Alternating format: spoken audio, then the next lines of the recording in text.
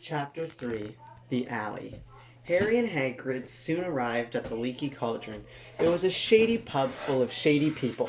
Harry saw someone he recognized and was overjoyed. He ran and embraced his best friend, Dean Thomas. "Dean, what are you doing here?" Harry asked. "I'm a gunman too, Harry," Dean nodded. Harry thought this was great. Well, I better get going. See you around," Dean told Harry before running off. Hagrid began motioning Harry towards the back. He nodded at a man with a turban. "This is Professor Squirrel.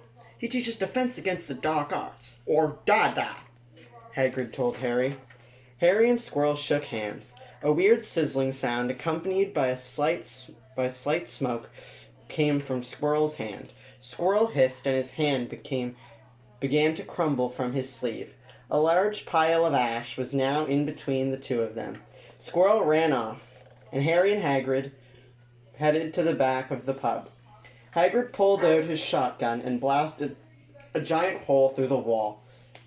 The two walked out into the alley. It was a shady-looking street, where many shady people lurked.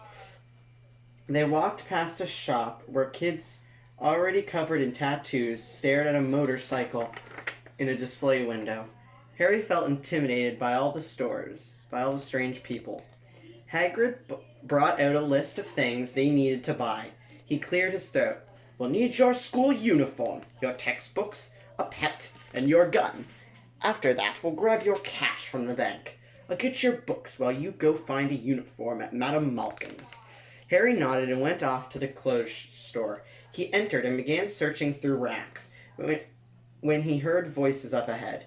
He decided to go investigate.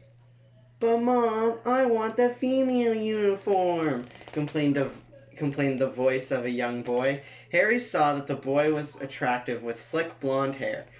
You're getting the male one, and that's final," his mother shouted. Soon his mom was shooing her son out, holding a male uniform in her arms. After they left, Harry made his way over to the boys' uniforms. He bought what he needed and left the store. Hagrid came bustling over with books in his arms. "Go to Ollivander's gun shop while I buy you a pet," he said before running off. Harry wished he got to choose his pet, but he was sure selecting a gun was way more important. He found the place and went inside. The floorboards creaked, and a man popped out from behind a shelf. He was old with big eyes. "Ah, Mr. Potter!" he exclaimed. "I've already got a couple of guns for you to try out."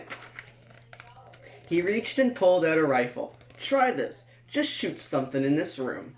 Harry obeyed him. He shot a random jar. It didn't feel right. "How about this?" Ollivander passed him a pistol. Harry shot the light. He missed.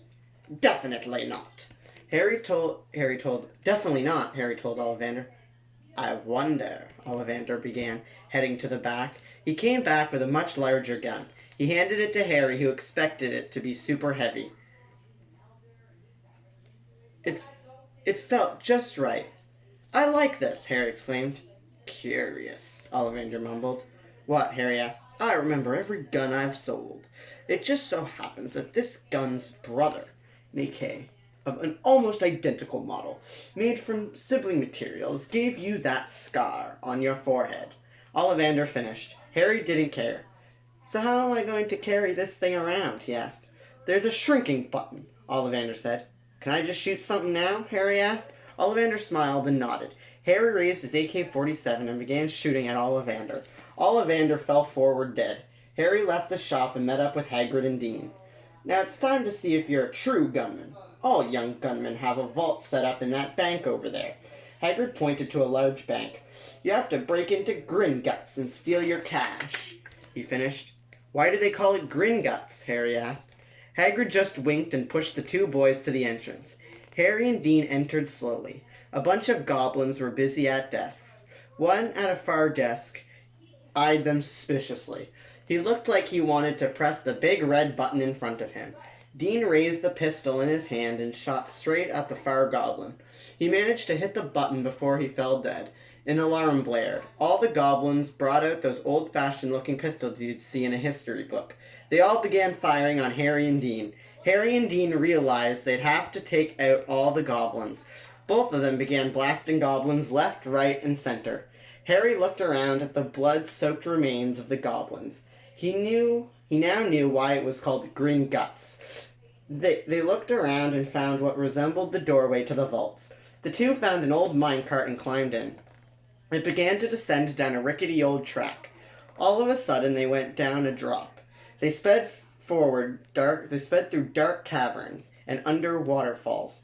They started to pass by vaults. Harry kept an eye out for ones with their names. Harry noticed something odd. Guns were being aimed at them. Harry tapped Dean's shoulder and pointed. The guns fired from new goblins that had emerged. They sped down the track and missed most of their shots. The cart stopped. They had reached their destination. Both of them hopped out of the cart and towards their vaults. "I'll stand guard. You grab your money," Dean told Harry. Harry opened the vault door as Dean shot up at the goblin attackers. Harry's eyes lit up. All around them were mountains of gold. He couldn't wait to take all of it, but he took as much as he could. Harry heard the gunshots from outside. He reopened the door and stumbled out pockets full of gold. Dean had shot most of them. Harry helped him finish them off. Dean grabbed his own gold before the two climbed back into the minecart and rode it out of the bank. Hagrid was waiting for them with a white snowy owl. "Harry, meet Hedwig," Hagrid beamed.